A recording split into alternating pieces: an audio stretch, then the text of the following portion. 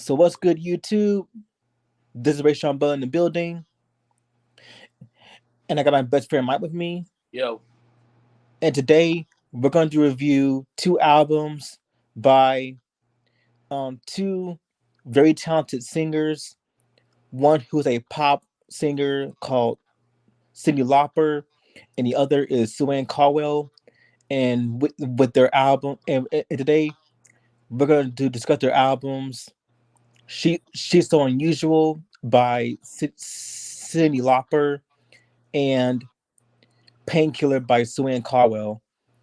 And She's So Unusual came out in 1983, and Painkiller came out in 1992. So w- by this time, by this year, we all should know who Cyndi Lauper is. She's a legendary pop singer at 70 years old, and she's just a legend, like a true legend that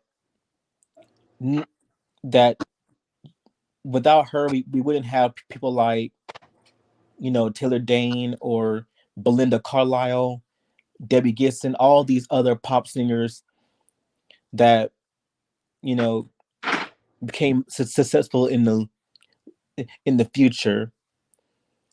So she's So Unusual has 10 songs. Yep, 10 songs. So we're gonna start with the first song, "Money Changes Everything." A very dope song and a very great way to start the album. Pretty much the whole song is all about how money changes everything, how it changes everyone, and it revolves around how money has the power to change relationships, ambitions, and human behavior. The song describes a situation where the singer is leaving her partner for someone else because of the allure of a better financial situation. The singer argues that the reason for their breakup is not infidelity, but the fact that they didn't consider the power of money when promising eternal love. The song implies that money is more important than love, and that people are willing to compromise their values to achieve financial success. The lyrics continue to describe how people treat others when money is involved. The song emphasizes how people will smile and shake hands but are only looking out for themselves. The lyrics suggest that people are unreliable and that trust is not a commodity when wealth and prosperity are at stake. The singer warns that when money is involved, people don't know what they're doing and they don't have the power to control events. So this is a very great way to start the album, and and, and I love this song. So that's track one. Money changes everything. yeah, this is very relatable to today. Money does change everything.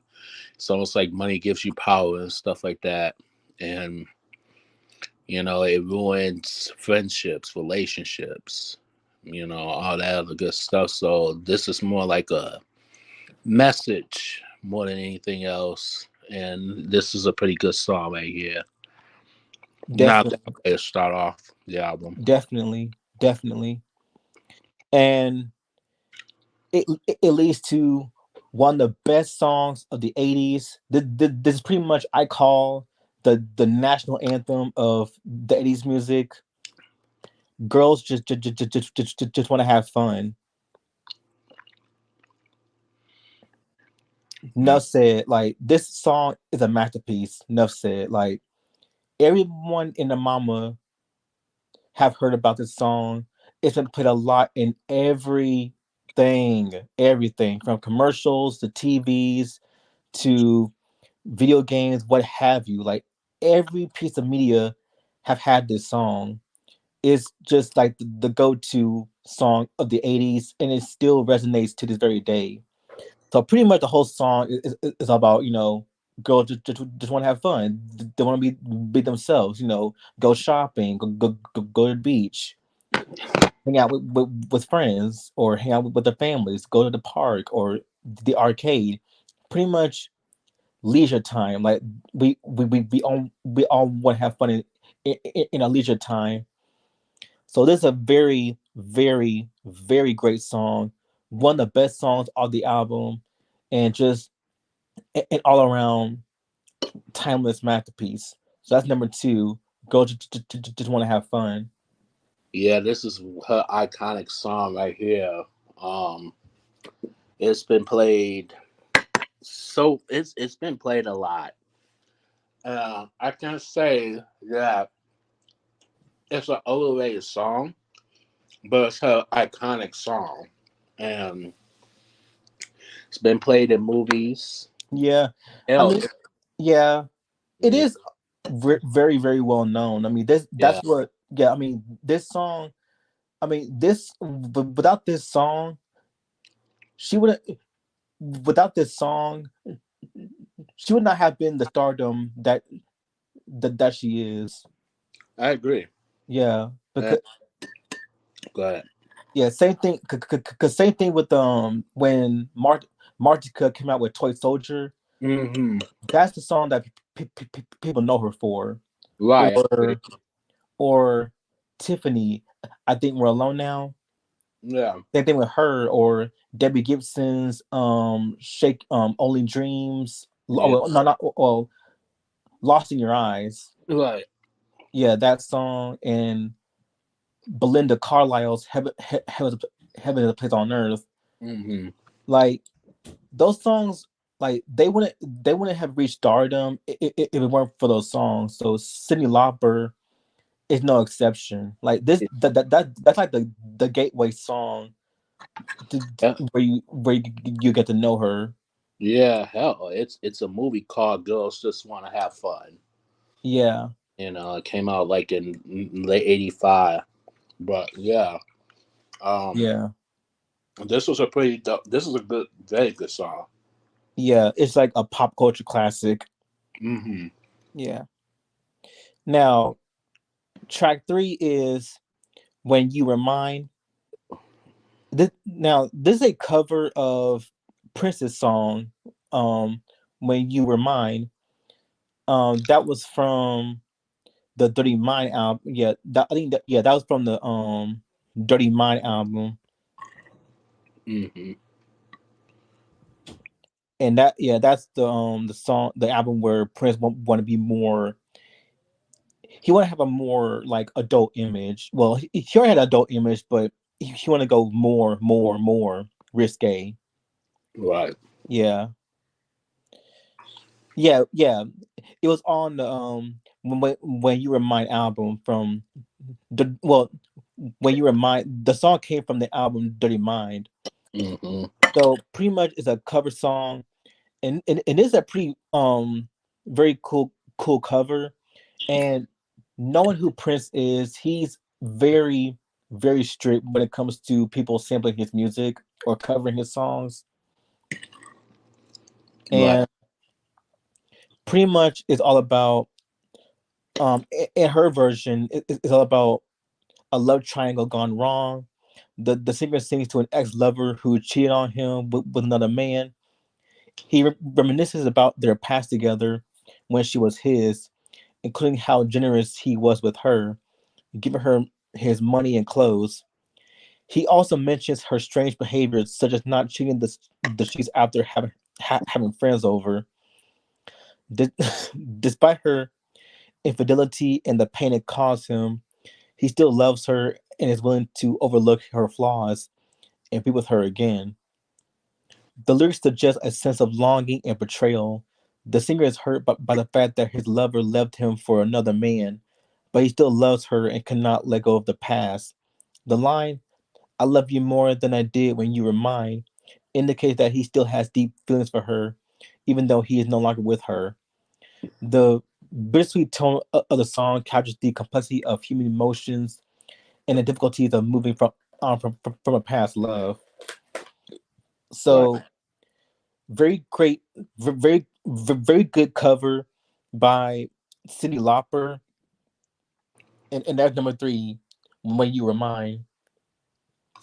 Normally, when people cover classic songs from you know, legends like Prince and Michael Jackson and stuff like that. I give them one chance only to get it, to get like they better come out with something that's it has to be something that's it can't it has to be their own version, but it has to sound right. So in Cyndi Lauper's case, I give her a pass for this one because this one I actually did enjoy. You know what I'm saying? And you have so many people, doing rendition, like remakes of classic songs, and they screw it up so much. Cough, cough, Drake. Yep, bingo. And Like, how dare you? How dare you? right, exactly. So Yeah. yeah, You know what? hmm That song, what was that song with that BG song? yeah, What, staying alive, huh? staying alive. Staying alive. Yeah. You know what?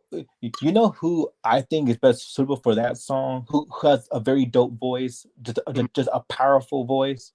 Cool. How would you feel if Stephanie Mills did that?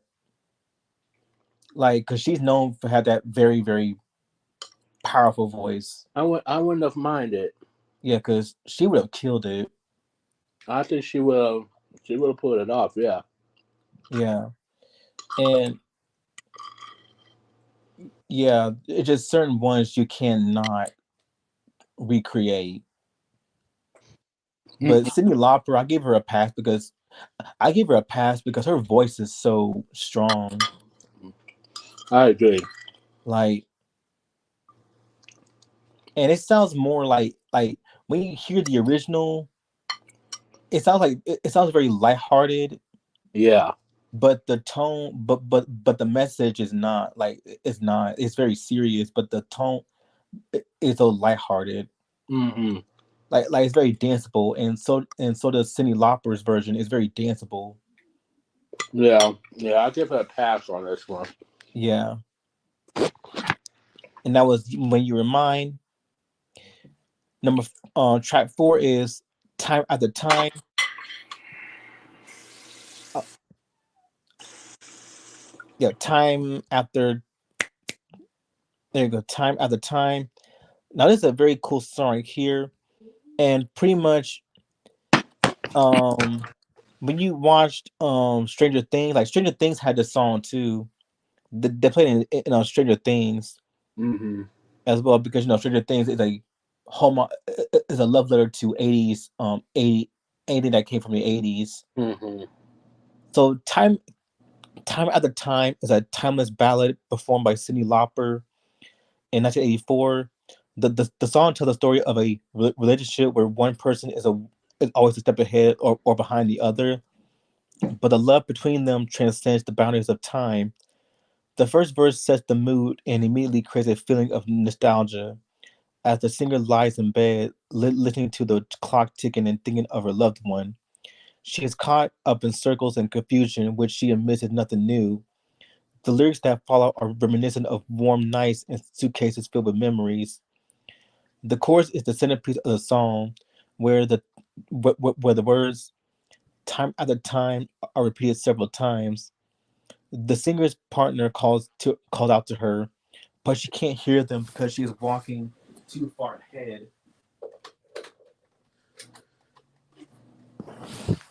They tell her to slow down, and she falls behind while the second hand of the clock unwinds. The repetition of the phrase emphasizes the theme of time and how it affects relationships.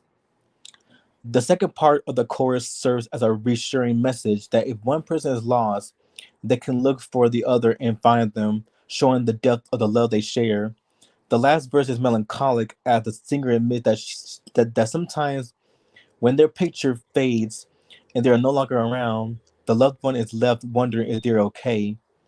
The bridge uses the metaphor of a drum beating out of time to represent the heartache and the pain that they feel when they were apart. The chorus is repeated several more times as the song reaches its climax. Overall, the song's timeless melody and lyrics have captured the hearts of audiences for decades. It remains one of the most beloved ballads in music history and considered one of the best songs of the 1980s. And I strongly agree because like this is a very cool ballad. Like it's very calm, yet it's just it drives you in. It just drives you in with Cyndi Lauper's like very chill, laid back vocals, and her just singing the song. Her just singing the lyrics. If you're lost, you can look and you will find me, time after time. If you fall, I will catch you and I'll be waiting, time after time. Like just very dope lyrics by her. Just very dope song, very dope message. A a timeless battle, a timeless ballad by Cyndi Lauper. And so yeah, that's track four, time at the time. This is one of my other favorite songs by her. She doesn't go over the top as far as singing goes. You know, she don't go really way over the top. This one, it's like like you said, it's like a love ballad, Yep. and it has that R&B esque. Like Like if go ahead, like Blue Eyed Soul esque. kind of. Yeah. And I'm surprised now when I think about it. It's like, is this really her singing this song? It kind of has that blue eyes soul. Like, I'm not gonna go as far as saying like Quiet Storm. I'm not gonna go as far as that, but it it kind of has like a hint, like small hint of Quiet Storm. And this is like, this is almost, you could pull this off as like it's kind of like a R&B like soul to it. This is what that I love about it. You know what I'm saying? Yeah. And this is like, to me, it was kind of ahead of its time for like 1983. It was just so way ahead of its time, and I didn't even know she even sang this song. Mm, Until um like a few years ago. I'm like, oh wow. Because when you yeah. think of Cyndi Lauper, you think of girls just want to have fun. You know what I mean? And when you think of Cyndi Lauper, you think of her part in "We Are the World." You know what I'm saying? Yeah, So like she's more like party. But yeah, that but doesn't but that doesn't mean she can make very good ballads. exactly, Like she can do very good ballads. Like she has the voice for it. she's And very talented. it's just very like I say, it's very R&B esque. Yeah. It's like to me it's like soft rock, Yes. soft like a soft rock Yeah. ballad is what it is. I agree. So Yep. It's very soft rock. yeah. So And that's the thing with certain R well, but certain pop artists when they do R&B, um, for example, when Taylor Dane did R&B, nobody really give her that much recognition when she did that, no. especially especially on her "Can't Fight Fate" album. Like she had many songs like they're still pop, but Mm-hmm. they're still like she did transition into more R&B in her Right. later albums, but dare I say dare I say Taylor Dane is much better than a lot of these cast well a lot of these cast today. I agree. Like because she has the voice for R&B. Like she's not no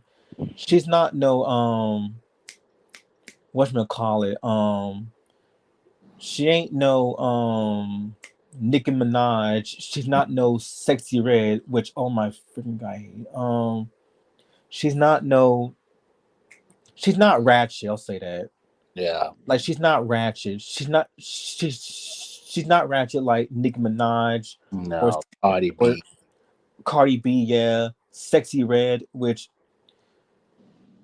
she should not have a platform anyway. So I don't understand why she has a following, but okay, but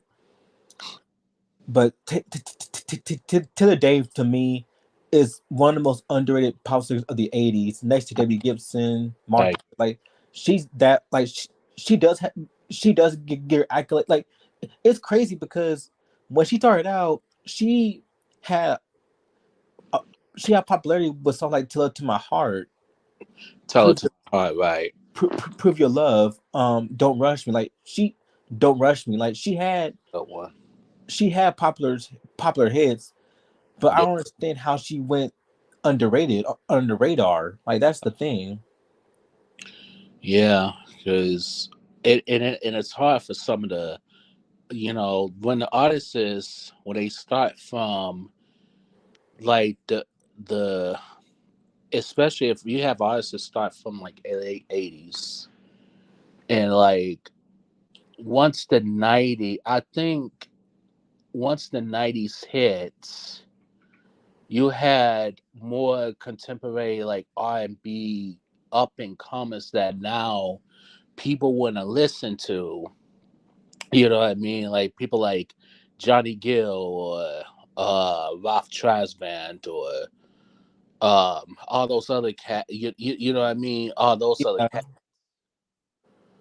And yeah, people like Taylor Dane, just hell, even Martica. They just went Oh yes, Marta, under the radar. one of the most underrated. She's severely underrated. And Martica, she got her start in Kids Incorporated, mind you. Yeah, So you Gloria would think, as Gloria. yeah, you would think. But I mean, she was great in that. She did a segment with like Mr. T. He did like a little like segment thing. I'm gonna watch it. I think it's called and I'll show it to you. I'll send you the link, but um it's a segment he did back in '84, which features Martica, and it's a song that caught my eye, and she's one of the background vocalists. It's called "Love Each Other" or something like that. I'm gonna give you the I'm gonna send you the video, but that's one of my if okay, technically it's not a Martica song, but Martica is featured in that. I love that song. And that came out before she went solo. So Yeah, with that Toy Soldier yeah, song so Toy that she's Soldier, known right? for. Yeah. So if you would have asked me what's my favorite Martica song, I would name that because she's featured in it. So you know, I'll name that and Toy Soldiers, Yeah, a couple other songs. mine's is Temptation from her second album. Mm-hmm. That was dope. Like that whole album is so underrated. No one gives it these props. And besides, Prince produced some of them songs on there. Yep, I agree. Yeah, and also Debbie Gibson when she transitioned into the '90s with Yeah, Anything Is Possible and Body, Mind, and Soul. That's where she transitioned more. Like, yeah, and on her third album, she still had that pop, bu- bu- bubblegum pop sound, which has elements of New Jack Swing in it. But Body, Mind, and Soul, that's more R&B, New Jack Swing. You still got your pop rock pop here, but it's more New Jack Swing R&B. And that's where she want to go for a more adult image because you know the whole thing with when young kids and teenagers when they become older they want to shed that wholesome image yeah, like Britney Spears, yeah, Christina Aguilera, um Jessica Simpson. Right. But people forget people forget that Debbie Gibson, Tiffany, Yeah. Martica, like when they became older, they want to go for a more slightly more adult image. Right. Yeah, And it's once the '90s transitioned, and it was for them. It was kind of tough because now they competing against more up and coming like artists that people now like. Oh, okay, they blowing up because they of one song. You know what I'm saying? So it's like I felt like people like Monica and Tiffany and Taylor Dane, all them. I think Debbie Gibson. Debbie Gibson. I think they could have went past the '90s. I felt Yeah, they could have yeah, went past. yeah. Like, Because I know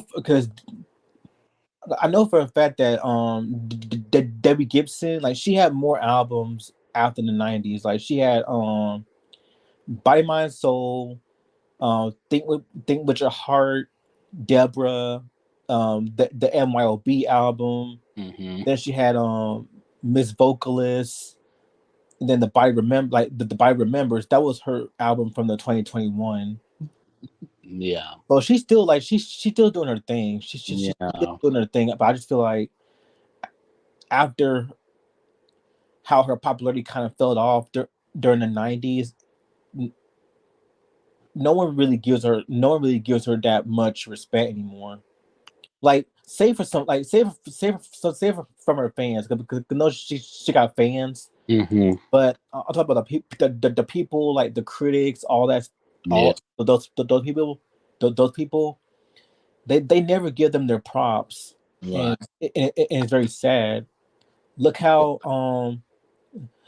Alessia Cara turned out. Like when yeah, she came out with the first album, Know It All, hmm with that song here, everyone was in love with her. Like everyone, everyone was in love with her. Like that was like the most popular song out in 2015, and MTV played a song like that much. And yeah, she was also in other songs like the 1-800 song, the hmm Suicide song by Logic and Khaled, very dope song. She also did Stay with Zed and Eddie Benjamin's song Only You. So she had a popularity in the 2015s. But I'm talking about when she transitioned into like more general pop with song, but I was like the pains are growing, and in the meantime, which is that album, that's her best album. right, In the meantime, and we did did a review on that too, on that one too. yeah, we did. That was a very dope album. Hmm Yeah, and she don't and she's not out there like compared to like Ariana Grande, um, Billie Eilish, who is by far one of the most overrated pop singers ever, God, um, or Olivia Rodrigo, which I need to hear her album. I'm gonna be honest with you, and and I'm gonna get a lot of flack for this one. I don't, because most of these R&B, the current ones, I do not. And there's a lot of people that consider them goats and legends. I don't consider them at all because one, they to me, just because you did one song doesn't automatically make you a goat or make you a legend already. Right, right, And it's not one song that stands that like okay, it could be one song that stands out, but if you only made one song that stands out for me, then I don't consider you a legend. Like you know what I'm saying? Everybody considers people like Drake or Aria Grande, all these TikTokers and YouTube sensations, Justin Bieber. I do not consider them Oh my. Oh. legends at all. I Now, I just okay, don't. okay, scratch. Okay, Justin Bieber. He's not a legend, but he is popular. He's popular, He's yeah. I get popular, and I'll be true about this. I'll be honest right here. I'll be honest. When I was like very young, I did bump Justin Bieber's music when I was young. yeah. I mean, I loved um one time that was a very cool song. One time, baby, like it's just that. A good one. Yeah, that was a good one, but that was like when I was a teenager, and Right. when we were teenagers, we were bumping Justin Bieber. Mm-hmm. Like he was everywhere, everywhere. Right. Like on Nickelodeon, everywhere. Like he's not a legend, but he is popular. Yeah, he is very He is popular. like popular, Yeah. popular. Ariana Grande is the same way. Like Mm-hmm. she's not a legend, No.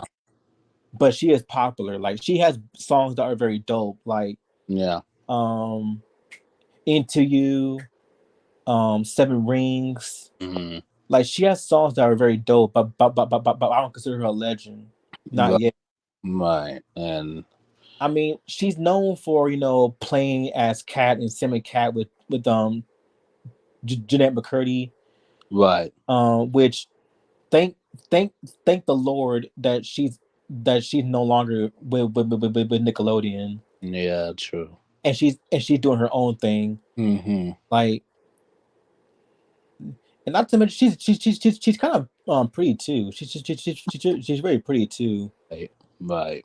Yeah, but but, but the point is that before we begin to do the next song, it's just that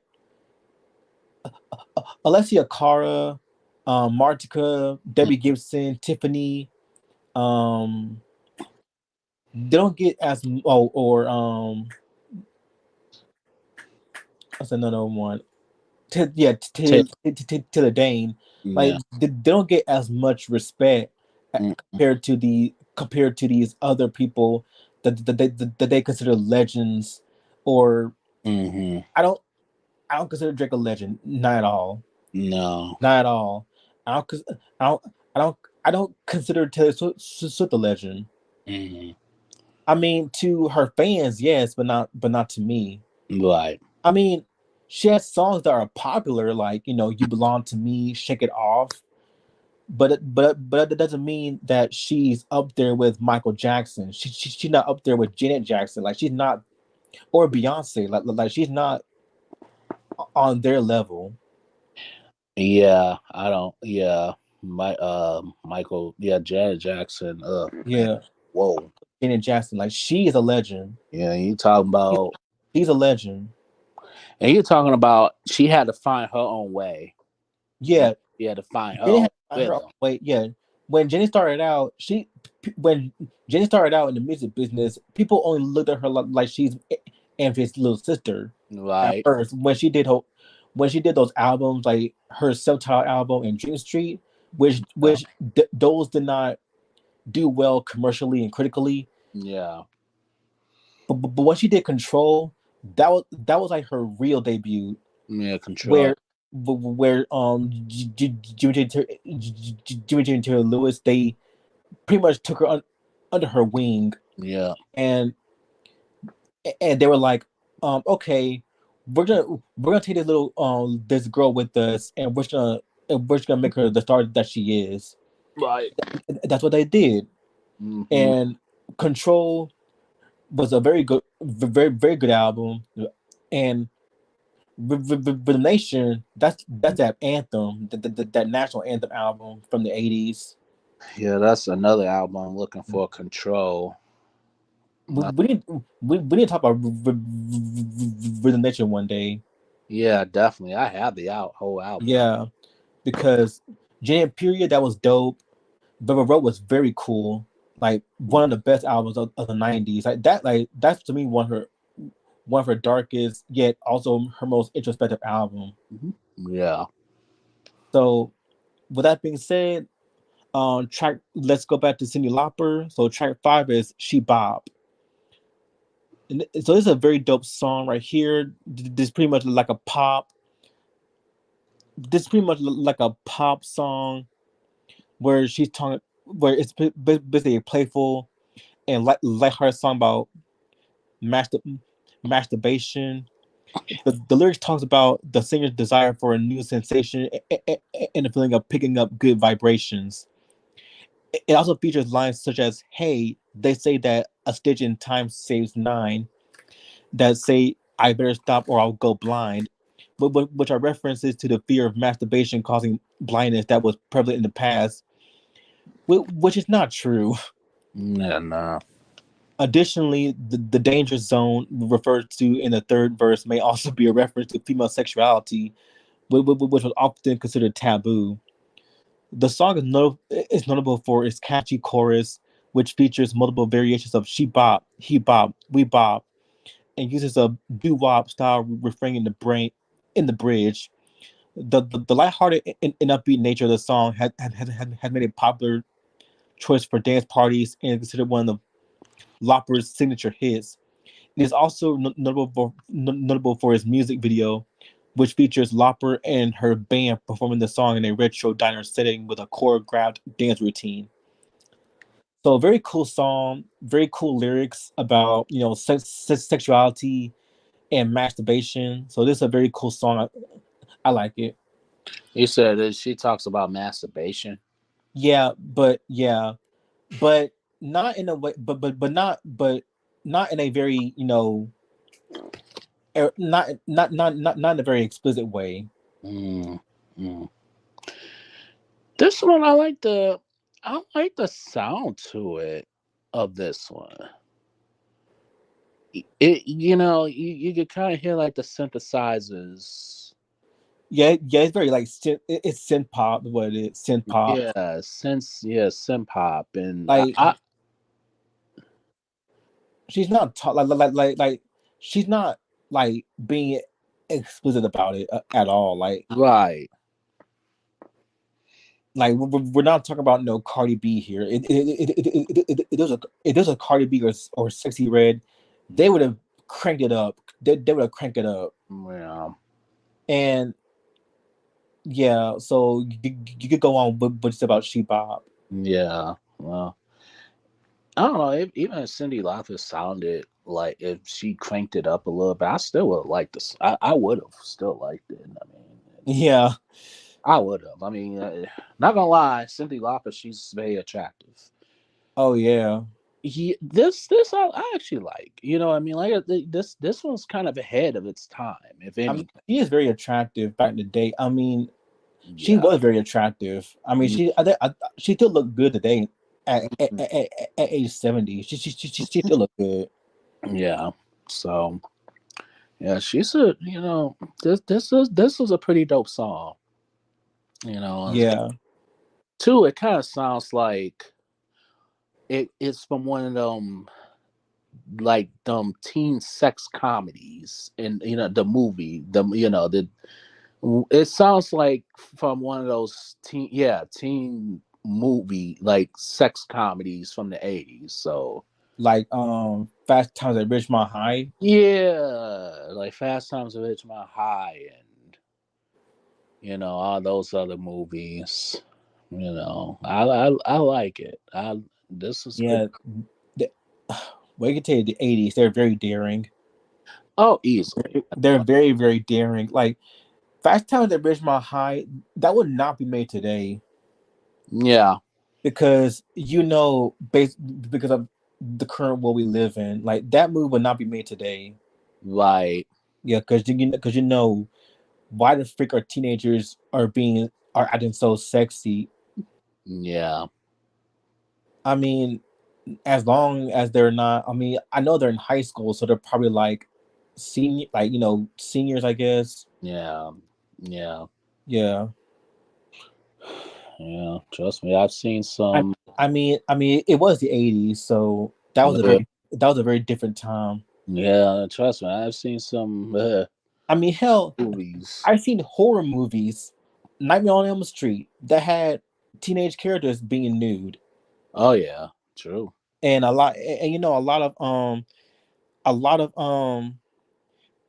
of horror films, slasher films will have teenage characters, um semi nude or half or Yeah, almost nude, like it's been everywhere in many films. Like just because a film has nudity, that doesn't mean it it equates to sex. right, true. Right, Yeah, right. Also, this song could also fit well on from Madonna if you think about it, I can see that. because you know when she did erotica, Yeah, yeah, Vodka. yeah, that would have fit really well, because you know she did a song called Secret Garden, which was also about masturbation too. Yeah. I mean, I just miss how Madonna was like she was actually very sexy until that plastic surgery just messed her up. Oh, I know. Yes, But she would have been natural if she didn't do that plastic surgery. She would have been a natural beauty now. yeah, heck, I wouldn't mind jacking off the Pam Grier photos. Oh yeah, she was something back in the day too. Yeah, Pam Grier. Yeah, All right, so track six, right, is All Through the Night. Um, Another cool song where this is a very but this is also a ballad song, a ballad that conveys the essence of a passionate commitment to being with someone through thick and thin. The song is rich in metaphors that symbolizes resilience, connection, and affinity. The lyrics start off with the singer um, affirming the decision to stay awake through the night to be with her love. She describes the time as precious because it's a new beginning, free of any baggage from the past. The lyrics then proceed to emphasize the importance of staying together and moving forward, as reflected in the lines: "We have no past, we won't reach back. Keep with me forward all through the night." The meter of the song clicks as the night progresses, signifying the continuity of the commitment. The singer acknowledges that there might not be an end to their journey. The second verse of the song shifts its focus from the couple to a stray cat that's crying in the night. The singer knows that the cat looks like a familiar home, but sings anyways. The cat's song can be seen as em- emblematic, emblematic of the singer's journey as they forge ahead without any guarantees, but with a sense of determination. As the song approaches its end, the singer points out how even the sleep in her lover's eye is enough for her to remain by their side. The chorus repeats itself twice, driving home the message that the commitment is unwavering and that the meter of the night runs indefinitely. So, a very cool ballad by Cyndi Lauper. Loved her vocals on this one, and loved the lyrics and the message. So that's track six, All Through the Night. this is a pretty good. This is a pretty good song. I like it. I like the beats and I like the lyrics to this one. I like this one. All right, track seven is Witness. This is a a very cool song here. Witness is all about a person who a person who a person who has been hurt and betrayed by someone they trusted, and now that person is trying to win back their trust by promising to change. However, the singer doesn't want to be a witness to their change, likely because they have been hurt too many times in the past and don't want to risk getting hurt again by believing in someone who has repeatedly let them down. The singer seems to be at a crossroads, crawling back and searching for the right track. They acknowledge that they don't want to be a witness to the other person's supposed transformation, and they plead to be let out. out of the situation altogether. The other person seems to be a jailbird chained to their past mistakes and able to change their ways despite promising to do so. Overall, the song is a powerful statement about trust, betrayal, and a difficult decision to let go of someone who has hurt you, even if they promise to change. The singers realizes that being a witness to this person's supposed transformation will be too painful, so they chose to walk away. Um, pretty very good song, very dope lyrics, quite touching lyrics if you ask me.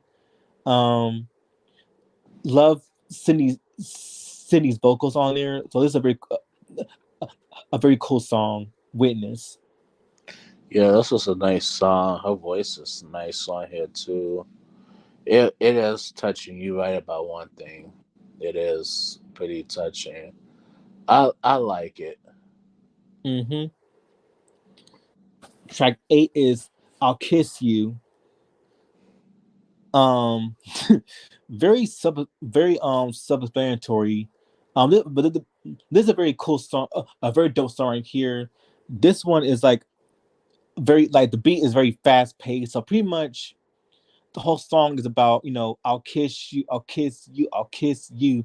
Like it's pretty much a song of it's pretty much a love song that revolves around um the singer around a love potion that the singer has taken from a local gypsy, which affects them in such a way that they end up desperately wanting to kiss the person they are interested in. The singer has taken love potion number 8 before and did not succeed, but they are willing to give love potion number 9, which they claim is different, a go. The singer expresses that they are feeling unwell, which is the reason why they have resorted to this love potion. They convey a sense of urgency in their actions as they plan to corner the person they want to kiss and not let them go. The singer's desires are so strong at this point that they are willing to disregard their mother's advice about not kissing on the first date. The gypsy that the singer visited seems to know what the love potion entails. We already know, as they warn the singer that they will feel dizzy and that they should and that they should make sure that their boyfriend is not busy. The singer is warned that they will not feel like talking or thinking. They'll only want to kiss. The second verse describes how the potion affects the singer as they're in the taxi, seeing double and unable to think clearly. The chorus, which repeats the phrase "I'll kiss you, I'll kiss you, I'll kiss you," emphasizes the singer's determination to kiss the person they desire. The last verse repeats some of the earlier lyrics, adding a sense of urgency as the singer's feelings of unwellness seem to have intensified at this point. They do not want to talk or think; they only want to kiss. So that's pretty much a whole song. Is pretty much kissing, romance, sex. That's a whole that's the type of vibe you get from the song. So, but it's a very dope song, very catchy song. Love it. That's track 8. I'll kiss you. Um, this one was pretty good. This one was kind of ahead of its time too. To a degree, I liked it though. Pretty dope song.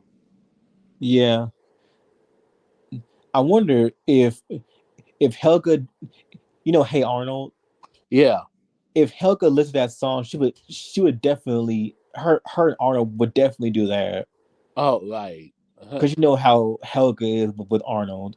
Oh yeah. Yeah, that shit was sad. I know. Yeah. Track 9 is "He's So Unusual." So this is a very a very great song here.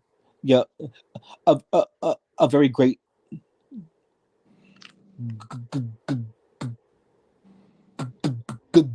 good song here. Where this one talks about in the first stanza of Cyndi Lauper's song "He's So Unusual."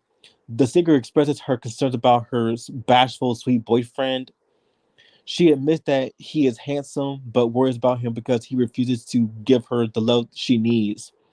Her boyfriend attends college and is quite knowledgeable, especially when it comes to Latin and Greek. However, the singer highlights his weakness when it comes to expressing his love for her. Whenever she seeks intimacy, he begs her to stop. And this unusual behavior makes her sing.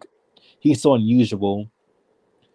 So pretty much the whole song is about her, like she's so infatuated, she's so infatuated with this handsome guy that's in college. But even though he's handsome and sexy, he doesn't want to give her the time of day because because whenever he shows her, whenever she shows him love, he never like reciprocates. Mm-hmm. Yeah, that's why she said he's so unusual because the lyrics suggest a common theme of growing up, and becoming more independent in a relationship. The Mm. singer's boyfriend seems to be upskilling himself and gaining knowledge, but that's not enough to fulfill the singer's emotional needs. As we mature, priorities change, and sometimes partners need to reassess their relationship to see if they have grown too far apart. The singer feels like her unconventional boyfriend is not meeting her conventional romantic needs, which leads her to ponder if the relationship is right for them. So a very good song, pretty relatable message to anyone who's in a relationship. Um, very cool song. I love Cyndi Lauper's vocals, her songwriting, and that's the thing. Her songwriting too, like very cool. So that's another. So that's another very dope song. Track nine. He's so unusual. This one was pretty good. Um, I agree with everything you said on all accounts. So yeah, this is a pretty good song. Yeah, and how the song started out, it kind of has like that 50 that 50s that vintage 50s style intro Hmm. when it started out. It kind of has like it kind of has that has that vintage 50s vibe to it. Right. I agree. Yeah. And the last song on the album is Yeah Yeah. Um a very nice way to a very nice way to end off the album. Pretty much this whole song is all about the depth of love and devotion that someone can feel towards another person. The singer is passionately declaring their love and willingness to do anything to be with this person. Mhm. So that's track 10. Yeah, yeah. Very nice way to very nice to end off the album. Yeah, very nice way to end off the album. Um, like the lyrics, like the beat. Yeah, she definitely did a thing. All right. And that was She's So Unusual. So overall, very great album. Not just very great album, but one of the most but one of the most important albums of the 1980s. Um, I love Cyndi Lauper. I think she's one of the best um vocalists of in pop music. Not in pop music. She's definitely a legend in Mm. everyone's book. Right. There are no there are no bad songs off this album. Like every song is fire. She I love Money Changes Everything. Girls just want to have fun. Time at a time. I'll kiss you. She Bop. Like every song on this album is fire.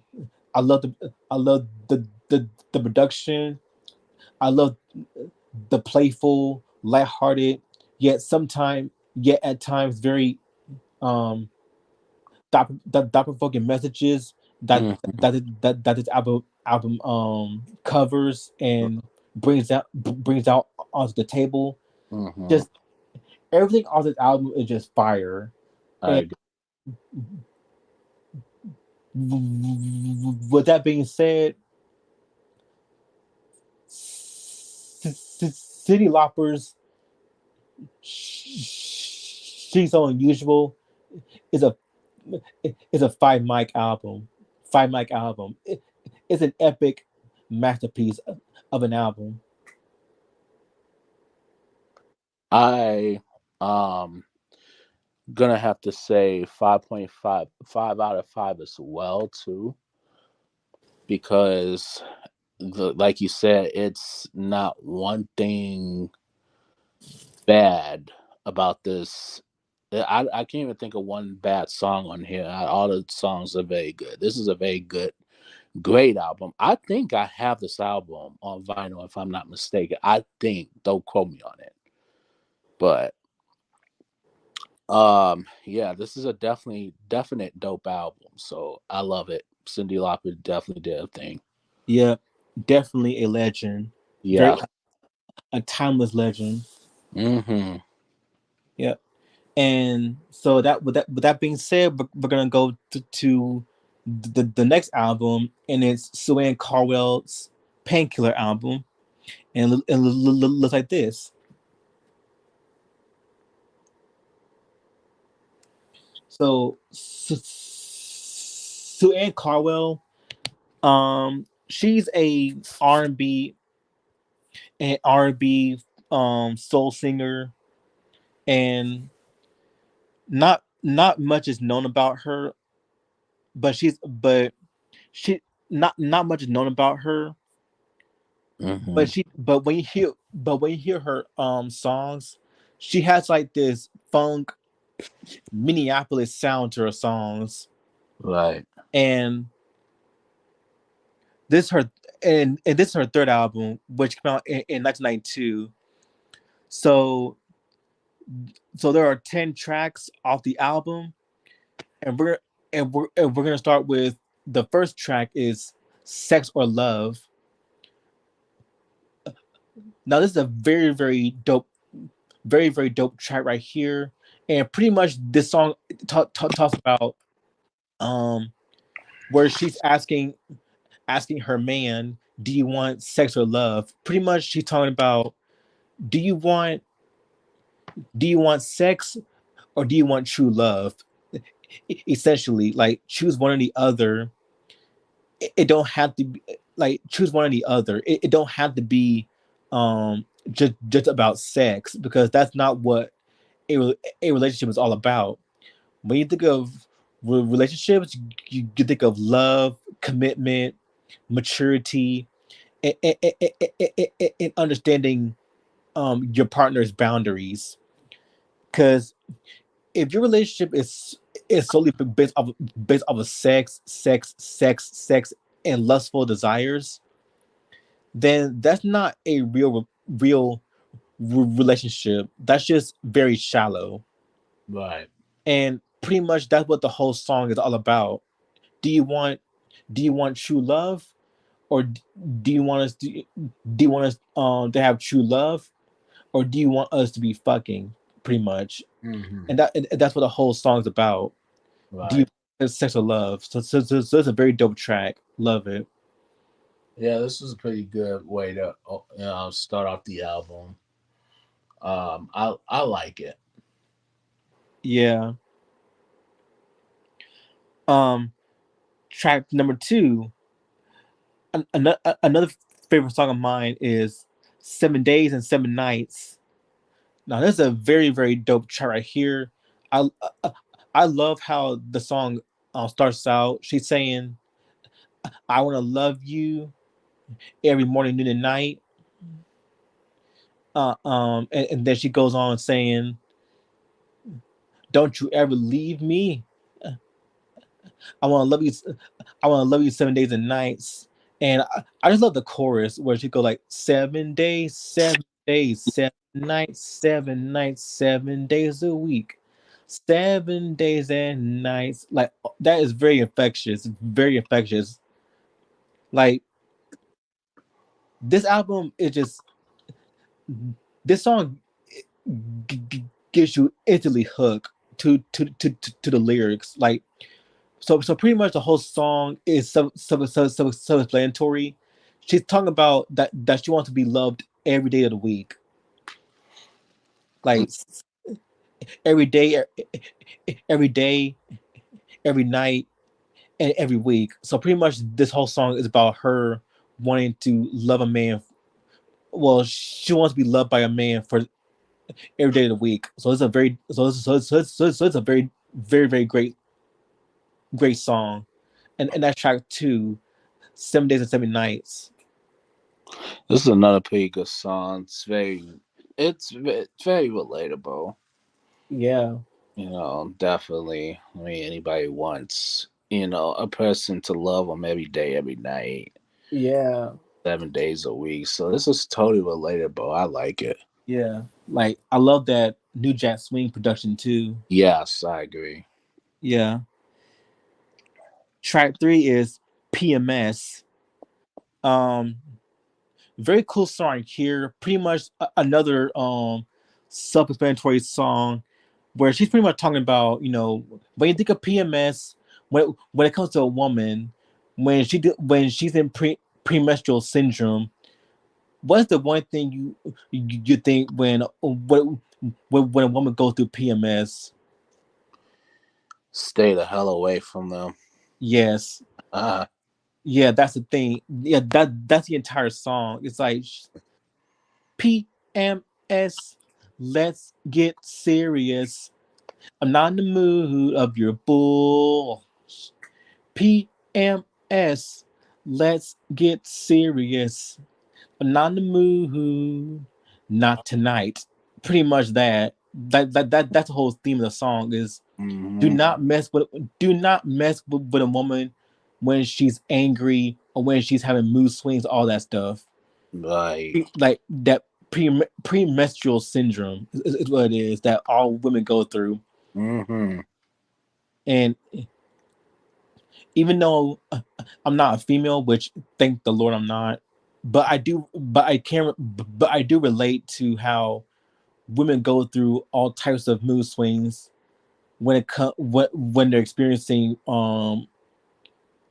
period cramps or having their first period or pregnancy or PMS, all that stuff. hmm All women go through that. They go through that.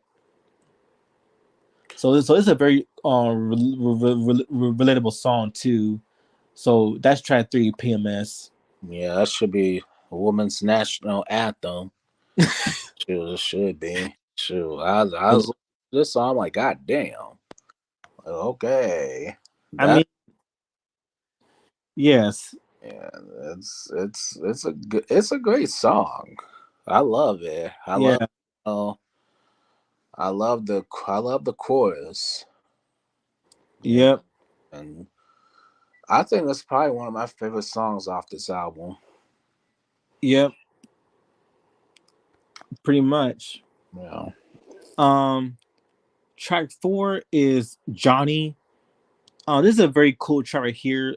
So Johnny, that's the second longest song. It only goes by 6 minutes and 5 seconds, but Johnny's a pretty cool song. Yeah, Johnny. That's track four. Track four is Johnny. This is a pretty cool song here, and pretty much she talking about a man named Johnny. So that's the main theme of the song. Is she's pretty much talking about a man named Johnny, pretty much. So it's a very cool song. Yeah, this one's very cool too. I like it. The lyrics are good in this one. Yep. Track five is "The Dark Side of Love." Very a very cool a very cool track right here as well. This one talks about like even though love can bring us pain and suffering, and like love can bring us pain and suffering, there's always like there's always a light at the tunnel when it comes to finding true love and happiness. And so pretty much what I got from this song, when she's talking about the dark side of love, she's examining how we often we often as humans always think about, like, the dark side of love, insecurities, anxieties, stress, or when we think about abuse, or how love can make us, crazy, or love makes you evil, or make you do things that not a sane person can do. And she's she's examining how we should see the bright we should see the bright side of love, even though love can sometimes bring pain, because again, love is a very complex emotion. Hmm. It can bring you joy, it can bring you happiness, but it can also bring you a lot of sadness and pain too. And that's what the whole song is about. The dark side of love it's all about experiencing the loneliness and the sadness when it comes to finding true love or experiencing true love. So it's a very cool song. I like it. Track 5, the dark side of love. This is a good song. I like the song actually. Um, very very very dope song. Yep. Track 6 is Painkiller. Um, Very great song right here. Pretty much this is like a new jack swing song, and um, and so pre oh there. Let me see. Okay, there we go.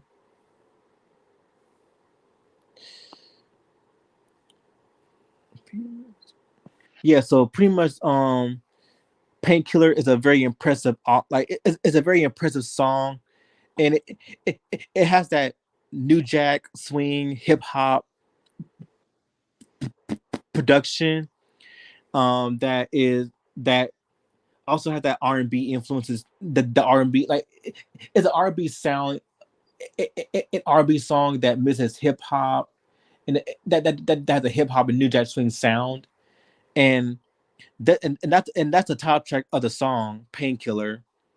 So this is a very cool song. Love the lyrics to it. I like it. Track 6 is Painkiller. Yeah, I like the lyrics of this one too. This is a cool song too. I like Hmm. it. um Track 7 is Some Love. This is a very cool song here as well. And again, where this one talks about, it's about the recurring theme of love. And again, I love the chorus where she sings, where she goes like, some love, like, especially especially during that like bridge where where her vocals go go way up, and Mhm. then it goes to some love, like that. Right. Yeah. So this is a very cool song. Love it. This is a good one too. I liked it. Hmm. And now, uh, another favorite song of mine, is called "Here for You." One of my favorite songs off this album, and and pretty much this whole song is about, no matter no matter what happens to us, or what happens to you and me, I will always love you to the very end. Pretty much, I'll be here for you, to the end of time. Pretty much, be more, be more. I'll be more than be more than a friend to, Mhm. to the very to the very end. So it's a very heartwarming song, a very heartwarming song too, and I just love the lyrics where she sings like, "I'll be here for you until the day I die. Uh, I'll be here for you, be more than a friend to the very end. I'll be here for you." So pretty much that's the whole message of the song is, no matter what happens to you, I'll always be here for you until the very end. So it's a very cool song. Not just cool song, what a very great song, and this is my favorite of the album. Yeah, that sounds pretty dope. I like I like the lyrics and like the like she definitely did a thing on that song, so I like it. Yes. Mm-hmm. Um, Track 9 is For Love and Money. Very great song right here. Again, this one talks about how when you listen to the chorus where she says "for love and money," where people will people would do everything. I know it for love and money. Like money makes you happy. Like pretty much the whole song is about how people would think that money can make you happy, but in reality it won't.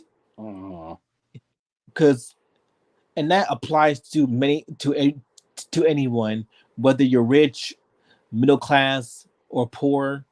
Like just because you have a lot of money, a lot of wealth, or just because you're like all rich and famous, that doesn't mean you're all jack and shit. right. And that's just pretty much how I feel when when you see or see rich people on people in real life or on television. They think they have it like all the money and the fame and the wealth, but in reality, they're just lonely, Right. and they just think, oh, money makes you happy. Money, I mean, it does make you happy when it comes to like very important stuff like food, clothing, a house. That's very essential to life, is having enough food, having enough clothing, and, Hmm. and having enough insurance, enough money to pay off your insurance and stuff. Yeah. Those are essential necessities.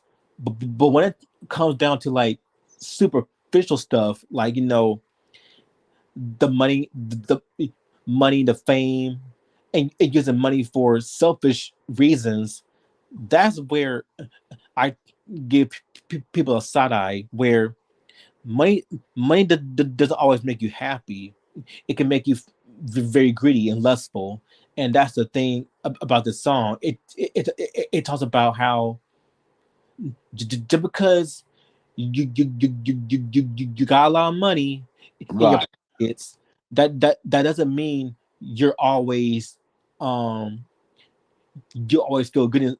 You always feel good inside. Exactly. That doesn't mean doesn't mean you're always perfect, Right. because nobody's perfect, not Mm, even me. But that's the truth about humanity, is that just because you have a lot of money in your hands, that doesn't mean you're always happy. exactly. So this is a very great song, very important, a very important, but a very important message too, Hmm. about how wealth can overpower you. So it's Yeah. a very cool song. I love it, and that's track 9 for Love and Money. Yeah, this was good. Um, does have like an important message to yeah, just because a person has money doesn't mean that they're doesn't always mean that they're happy. I mean, especially if you don't have anybody to share it with either. So it's like, well, they may be happy financially, but Yeah, financially, but mentally, not mentally, not emotionally, no. no, not that. Not Yeah, I mean financially, yes, because no. you need money to pay off, insurance and stuff. Right, That's important. right. But when it comes down to yourself, if you use money for selfish reasons, Uh-huh. that's where you need to question yourself. Like, should I use this money for more natural benefits, or should I use this for selfish gains? Exactly. That's where you have to question yourself, and also because this song also reflects on how we should be successful in very genuine ways. I agree. Yes, like working hard to get to the fullest, Hmm. and not just by cheat shots. Exactly. And that's what this whole song's about. Like, Yeah. don't let wealth, greed, and money get to you, Hmm. because love comes first. Love comes first. Yeah. Yes, love, compassion comes first before money. Before money, Exactly. because you have to use your money very wisely. Yep. I agree. So that's track 9, and the last track, track 10, is "I'll I'll Give You Love." Very nice way to end off the album, and pretty much this whole song is all about love, essentially. Again, like the whole theme of the album is love, faith, happiness, and pursuing your goals and all that stuff. And pretty much this whole song is about I'll give you love, pretty much like romance, making love in the bed. Pretty much, this is pretty much a love song. So, but it's a very good love song. So Yeah. nice way, to end off the album. Yeah. This is a nice way to end off the album. Very good beat. Dope lyrics. I liked it. Yeah, the, this is what R&B should be today. I agree. Yeah, but I mean, you got cats like Coco Jones. Have you ever heard of her before? Coco Joe. Yeah, I have. Yeah, she was on Bel Air before, Yeah. which I never watched, and I don't want to. I hear you. I don't want to. I stick with the OG. I hear you. What was the point of point of it being a drama? Like, that's. I mean, I don't want to talk about that. Yeah. Not even a lot of not even the Proud Family reboot, Right. because of what they did to Zoe. Oh yeah. God. Yeah, yeah. So pretty much that's the whole album. So overall, very great album by Sue Ann Carwell. I love every track of this album, and similar to Cyndi Lauper's album, Hmm. her first album, there are no bad song. There is no bad song on this album. I feel like every every song was fire. Hmm. But if I want to pick my top 5 favorites, it would be 7 Days and 7 Nights, um, Here for You, For Love and Money, Hmm. Sex with Love, and PMS. Yes. And so I'm gonna give this album 5 mics too. Hmm. I think this, this is a very great album, and Sue Ann Caldwell is a very underrated singer. I have to agree 110% because I've never heard of her before, until today. So, I mean, she's pretty, she's pretty good. Very dope singer. Um, Nothing, I didn't find any bad songs on here. I'll give this one a five out of five mics as well too. Great production. She definitely did a thing on off this whole album. I love it. Love that whole New Jack swing and R&B and stuff like that. So And funk. yep, and funk. Yep. Yeah. So Yeah, because she had other albums. She had other albums in her discography too. She had her I'm on Discogs too. So she had other albums like her subtitle album and Blue Velvet. okay. Like that was those are her first album came out in 81, and her second one came out in 80 in 88. Oh wow. Yeah, so she been out. Yeah, she been out for like a hop for a very long time Right. in the 80s. Yeah. That's good. All right. So yeah, so pretty much what happened in Proud Family, Louder and Prouder, the reboot of Proud Family. Mm-hmm. The reason why I said what they did to Zoe, because of that episode where um Zoe was asked out by a black teenage actor named Noah, and all of her friends, Dejanay lost her quote unquote friends, Right. Dejanay, La Cienega, Michael, and Maya, and they pretty much banned her from the princess party because they got jealous and paid because a black boy as a white girl out. How how dare they? Right. Penny Penny tried to sell this like whole fiasco by going on a video chat Yeah. where where she talks about how it doesn't matter that Zoe's white. Y'all should be happy that she got axed out. Right. And but I'm gonna have to give Penny a bit of a side eye because um keep in mind that her and Dejanay already have boyfriends, Right. and they were attempting to flirt with this guy that they really even know. Like y'all know him because he's an actor, not because he's an actual person Right. with actual feelings. Exactly. Like y'all just loved him because he's an actor and that he's hot. Let Right. let's keep it real. Right.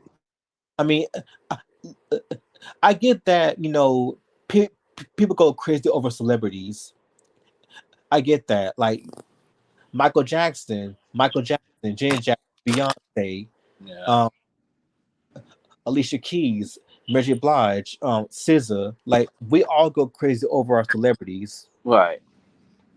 and that's fine. I mean, that's normal because celebrities are a very big thing, even though celebrities behind the scenes they don't live the best lives. Most of them don't live the best lives Mm-hmm. because they got a lot of skeletons in the closet. Right. But but in this scenario, Penny and DJ have boyfriends. That's what makes it kind of iffy, very very iffy. Yeah. Because if Kareem and Darius weren't their boyfriends, that would been way different. Oh, But easily. but in this case, no. That's officially their boyfriends. Like Penny's boyfriend is Kareem, and Dejanay's boyfriend is Darius. And and and that's why I had to give Penny a side eye because Penny, you already have a boyfriend. Mm, Why are you flirting with this guy that you barely even know? And I mean, because I expect Dejanay to do this because Dejanay is not a good person at all. But again, she's also a product of colorism mhm. because the Proud family had a bit of a colorism issue in the original. Yeah. Yeah, with Dejanay, with how she like that stereotypical ratchet dark skinned ratchet black girl. Hmm. Yeah, and so I expect Dejanay to do this because Dejanay is not the, it's not a good person at all. Right.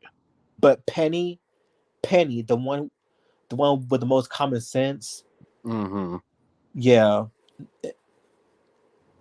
I expect better from her, even though I get it. She's a teenager, like a teenager. I mean, teenagers go crazy over a lot of things, but in this scenario, that is your boyfriend. That's your boyfriend. Exactly. Yeah, and so as the episode as the episode progressed, um, Dejanay, La Cienega, Maya, and Michael, they all they're all on a video chat. They were all pissed about how Noah asked Zoe out to the dance because they got mad because he asked out a girl who was white and not because she's of color. Wow. And because of that, Dejanay declared that they're they're gonna uninvite Zoe to the dance, not the well to the princess party that's being held at Penny's house. Like, yeah, they unofficially banned Zoe from the party because oh no, woe is me, a black guy as a white girl out. The whole world is collapsing in front of our eyes because a black guy as a white girl out. That's stupid. Yeah, it was not just stupid. That was just ungrateful of Dejanay. Yeah. Very very ungrateful because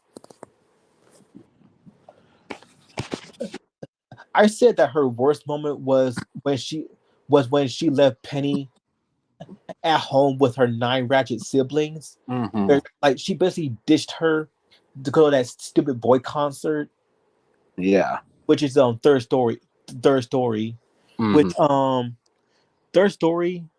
Let me look it up. Yeah, that was an actual band. Yeah, third story. That's an actual band. Wow. Yeah, that was an actual band. Yeah, third story. Hmm.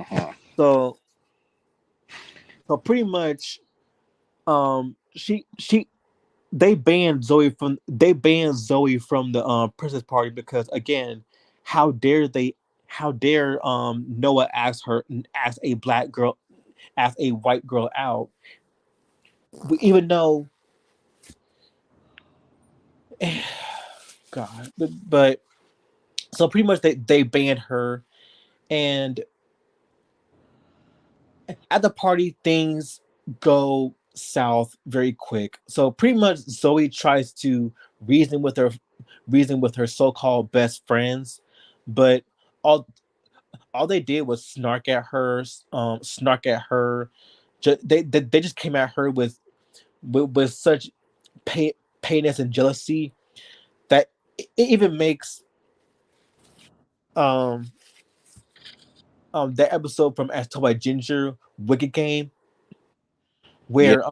where Dodie tried to break up Ginger and Darren because she was jealous of Darren and she wanted things to be the way they were. Right. Yeah, that episode where Dodie tried to break up.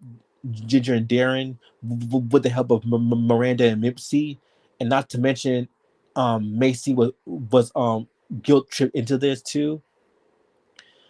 Yeah, that episode was very hard, very painful to watch. Yeah, I bet. Yeah, especially because Macy, Mm-hmm. like pure, sweethearted Macy, I like she got roped into all of this. Like Ginger's real friend, true friend is Courtney. Let's keep it real, Courtney. Yeah. Yeah, but back to Proud Family. So pretty much everything went south at the Princess party, and everyone. Zoe tried to reason with her friends that Noah asked Noah asked her out because he loved her as a person. Like he didn't care about the color of her skin. He just loved her because she was normal. Mm-hmm. Because when you watch the episode, Zoe was not fangirling. She was just eating. She was just minding her own business, just being a normal teenage girl. Right. All of a sudden, her friends were the ones flirting, and when Noah caught his eyes on Zoe, everyone was in shock. Even Penny of all people. But Right. even though Penny tried to help, Zoe did call her out because Penny did not talk to Zoe about this in person. She talked about she'll talk to her friends on the live stream, and Zoe came at the last second when Mm-hmm. they declared that they were gonna ban her from that party, which that was again a very shit move on them. Of Like, course. like yeah, and pretty much La Cienega when Zoe tried to back up that Myron asked her out 3 times. Yeah, Myron asked her out 3 times. La Cienega, the alpha bitch, spice Mexican girl, um, or Latina girl, scathingly asked, "Has any other boy ever asked you out to the dance?" So pretty much, it's implying that they're calling Zoe ugly. Pretty much, the, Wow. yeah, they don't outright say it, but it's through implications. Like That's crazy.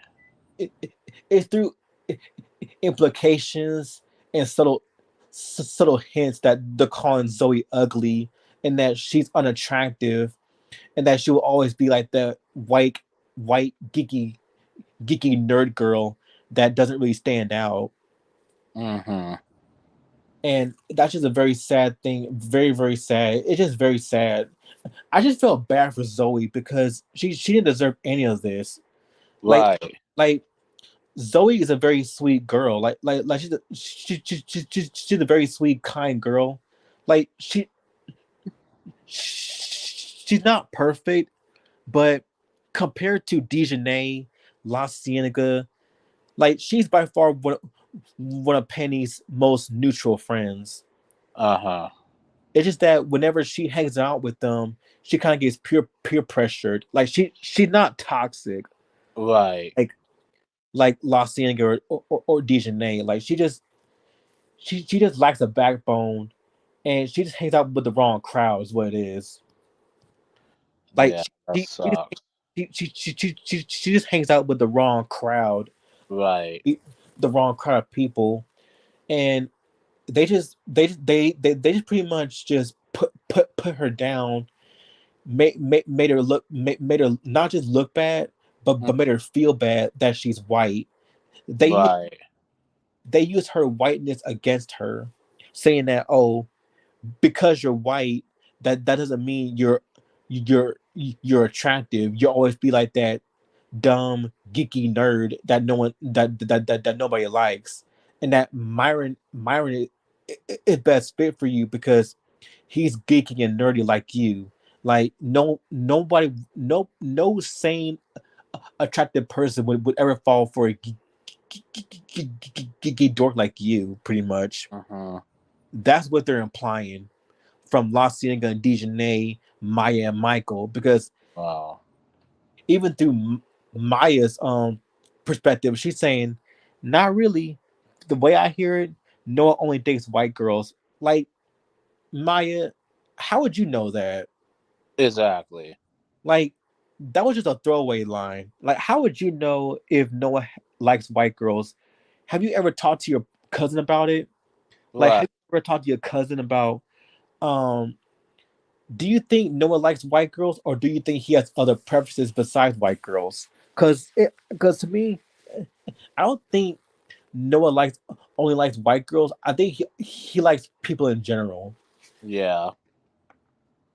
But because of the episode and the fact that it's like a colorism episode, that people dub it as the colorism episode, that's just how the episode is. And we never we never see Maya's cousin.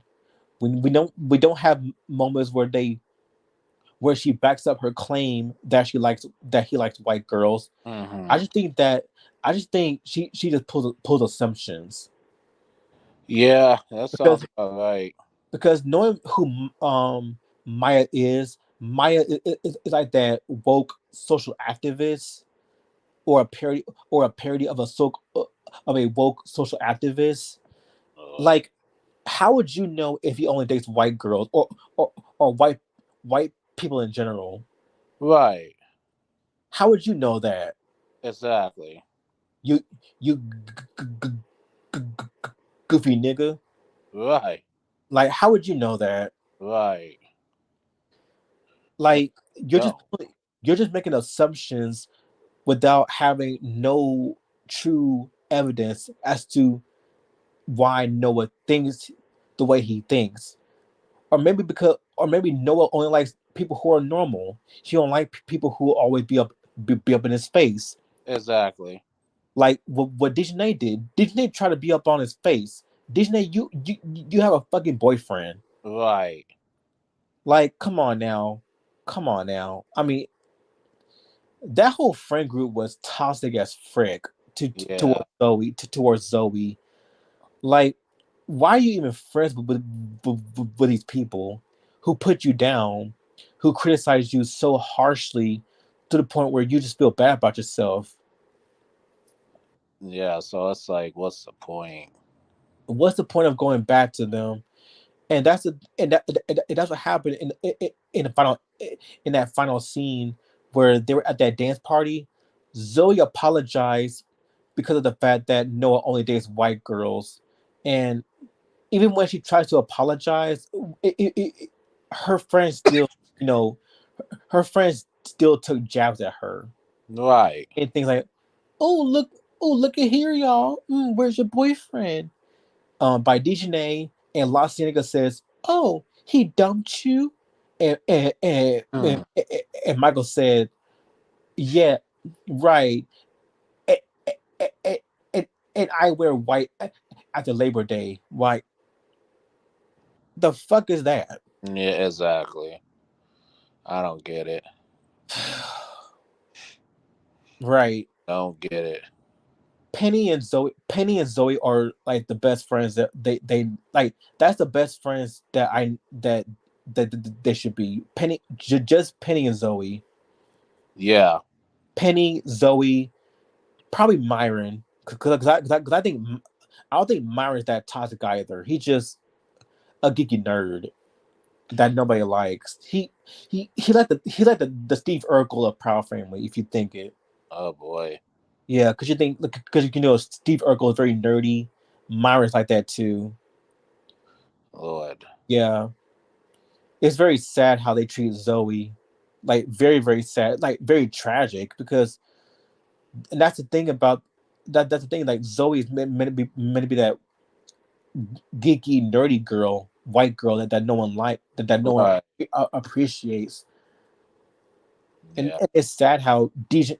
It's just tragic how Dejanay treated her, how La Cienega treated her, how Maya treated her, how Michael treated her. Like, the only person who tried to help with Penny, and even she was not no saint either, because again, in the first in the very beginning, she was trying to flirt with this actor that she barely even know, even though she herself already has a boyfriend. Right. And also because while she did try to help Zoe, um, while she did try to defend Zoe, she didn't do it in person. She only did it at the last minute when when things went south very quick. Like she never spoke about she never spoke to her about her in person. Like she only talked about it in the live chat with her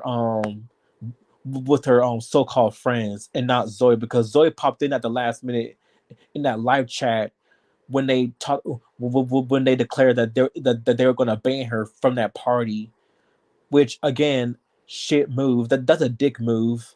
Right. Like,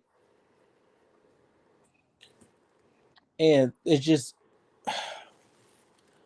why, like, Zoe, I love you, but why are you friends with these people? Just, Exactly. just why? They don't really appreciate you like that. Yeah. No, they don't. Like, La Cienega saying, or or asking very very rudely, and just very scathingly, because there's so much acid dripping from that tongue, saying, has any other boy ever asked you out to the dance? And Zoe says like Myron 3 times. Does that only mean he likes white girls too? And Dejanay is like, see, Zoe, you just don't get it. I'm out. Yeah. Like, It's crazy. yeah, I feel like in reality, they don't get it. Yeah, They exactly. they don't get it. Zoe gets it. Zoe Yeah. gets it because she's trying to because she's making valid points, Mm-hmm. but her friends don't get it. Exactly. Y'all don't get it. Y'all just ostracized her because a a black guy asked her out. Right. A black guy asked her out. Like, what is wrong with that? Yeah, it shouldn't be nothing wrong with it. So that made me feel very bad for Zoe. And not to mention, there's also other episode that also went viral where Penny, she gets locked out of her house by her parents.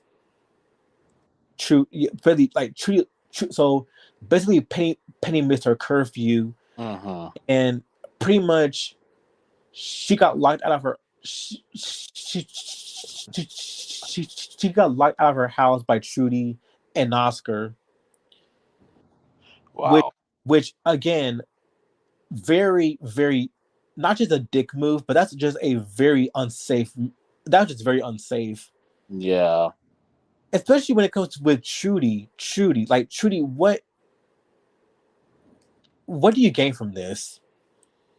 Like, when you think of Trudy, she might be like that reasonable, calm parent. Like she might be like the opposite of Oscar, who where Oscar is just an asshole. Where like like Oscar's an ass, but he also has a heart of gold. But Trudy is more like the reasonable, nicer, the more down to earth parent. Like, yes, she can have her moments where she can be bossy and unfair to her family, but she makes it clear that she loves her family deeply.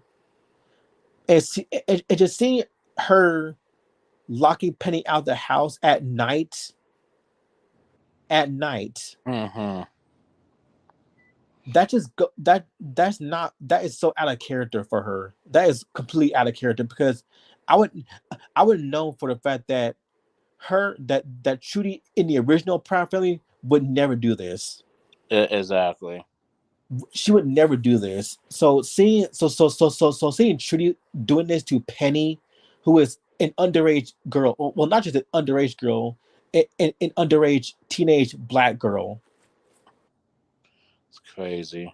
Yeah, she Penny is underage, and she can and how is she gonna make it to the bus fare when it's that dark at night? Especially because it gets very dangerous at night. Mm-hmm. Has Trudy forgot about that? And also she forgets that Sunset Los Angeles' mother is a police officer. Wow.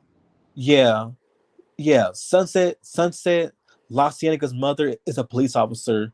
So if Sunset saw that, if Sunset saw, because they're next door neighbors, so if Sunset saw that, she would immediately interrogate that house and arrest Trudy for that. Because in the United States it's very illegal to to leave your child outside the house, It is. talking about outside the house at night. That's a crime. It really is. Because that there have been many cases, true crime cases, where kids and teenagers get locked out of their house by their parents, and they either get snatched up, kidnapped, murdered, or even raped. Exactly. Like, did Trudy and Oscar um f- um f- f- f- f- forget that? Yeah. They. Like, they're supposed to be, well, in Trudy's case, she's meant to be like that reasonable parent, like a parent that is very calm and wise, and and doesn't put her family in danger. But in this, she's putting Penny in danger. Right. Because think of all the things that would happen to Penny at night. Your underage daughter, like her, Yeah. her being snatched up by burglars, Exactly. or being kidnapped by murderers or crazy people who live, because this world ain't safe. No, it's not. No, not even close. So I'm pretty sure Trudy pretty much forgot about that. Like, because that Trudy would never do this to her kids. Right. Not even BB and Cece. Because if she did it to them as well, I would I would have immediately called the police on her. Yeah. I would immediately call the police. I don't give a frick. I will call the police. I will call. I will call the police. Call child protective. Call CPS. Exactly. Because that right there is unacceptable.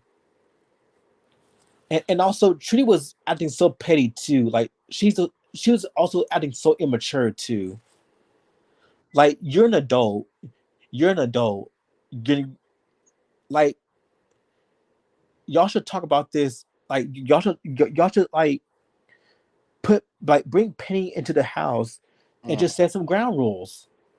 I agree. That's what mature parents need to do. Like good mature parents need to do is to sit down with their kids and set ground rules. I agree. Because it's that old school, it's that old school parenting, that old school parenting where you lock your kids out the house if they do something that you don't think they like. Right. It's that old school, it's that old school parenting thing, which that needs to stop. I agree. Because again, that's not gonna teach the kid anything. No, not even close. Yeah, and not to mention, like, pretty much that episode went so viral that a lot of people have commented on how they were abused as kids by their own parents too. Right. Because people forget that Proud Family is based off of real life events. Mm-hmm. Like, Proud Family, Proud Family is based off of realism. Right. Cartoon, because cartoons and animation, they do leave a big impact on you. They do. So seeing Trudy doing this to Penny really brings up very bad memories of of how their parents were when they were kids. Mm-hmm. Yeah, like for example, when that Fox Kids show Bobby's World, Yes. where in the last season when Howard when Howard gave Bobby three punishments for ruining a antique table, which that Yeah. which that was just only one accident. Right. Like Howard, you were just overreacting at that. Like still like you could still scold your kid, but don't give him three punishments. Like free like hell, he's six. Is that? Yeah. Exactly. He's six. He's six. Yeah. Like. But again, I think it's that old school parenting where that's how Howard was treated when he was a kid. When Yeah. when he made one accident, when he did one accident, that's how his parents treated him. Where, oh, you did one accident, then that means you get three punishments. Yeah. Three punches. That's too extreme. Yeah, that's how Howard was treated as a kid, and that's how he did that to Bobby. Wow. Yeah, that's the thing. That's the thing about Bobby's World. It's an acquired taste for people. It really is. Like you're gonna love it or you're gonna dislike it. I mean, for me, the show is good for its time. It was. Yeah. It was just a very, but it was very stereotypical for its very stereotypical. Yeah. It was. Like, but there are characters that I cannot stand in that show. One being Derek, Of course. Yeah. like his older brother Derek, who calls Yeah. him dork and dweeb. Like Yeah. picking on a preschooler, that makes you freaking weak, dude. Exactly. That makes you weak. Yeah. Like that, and I don't know if his parent like that. And that's a question. Why don't his parents like Howard and Martha? Why don't his parents take him to therapy to get his ass settled? Right. That's a good Like question. They never touched on that. yeah, Derek, go to therapy. Yeah. Go to therapy because you definitely need it. Because bullying your brother, like bullying and abusing your brother, all because you were envious of him because he's the baby of the family. Come on now, that is just petty.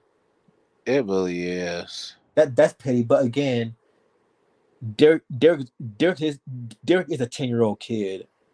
Of course. He's he is 13 if you count season 6 and 7 because they do age in the show. Yeah. Yeah, they do age in the show. So Derek is like around 10 or 13 years old. So it's like a tween slash young teen. I like Kelly more because Kelly is a lot nice. Like she can be annoyed by Bobby, but she knows that she's but I know that she's a much more nicer to Bobby than Derek. Right. And not to mention she's very funny too. Yeah. She's Yeah. I she's, she's agree. very funny, Kelly. She's very funny. Yes. Like the because every time she talks, she always smacks her lips. Like, like Yeah. yeah, That is funny. like she's a Valley girl is what it is. Like it's that Valley girl accent. Like dad. Yeah, I have been plans for the day. Like that. Right. Not yeah, but again, Bobby's World was important for the '90s. Yeah. It just like it was very popular on Fox Kids, but I feel like it just got swept under the rug. If you ask me, Yeah, it did. They got forgotten. Like, which is crazy. right. Howie Mandel, the Exactly. the guy who was in Little Monsters Right. and do a no deal. Yeah, exactly. Mandel, like that's a show that we need to review. That Oh, yeah. that and Eat the Cat. Oh yeah, Eat the Cat. Yeah, that's another one. Yeah. That's also underrated. Pretty much that's also underrated too. Heathcliff didn't Heathcliff kind of underrated? Heathcliff? Yeah, Yeah. I don't think that many people remember that. I just hate how they compare it to Garfield, even though they're very different cats. Well, exactly. They yes, they're orange, but Heathcliff Garfield's more lazy. He Heathcliff is more he's more active. Right. Yeah. So that'll be our next review. Oh Bobby yeah. World. Well, on your can you do it on your channel? Yeah, Yeah, that's Bobby's World. yeah. Yeah. Okay, so I'm gonna end this off right here. So our next review. So on my channel, do you want to do Private Eyes by Hall and Notes Yeah, we can do that. and Life by Simply Red? Yeah. All right, so that'll be our next review. So with that being said, this is Rich Butler, This is Mike Movies. and I'll see you in the next live stream. Peace. Peace.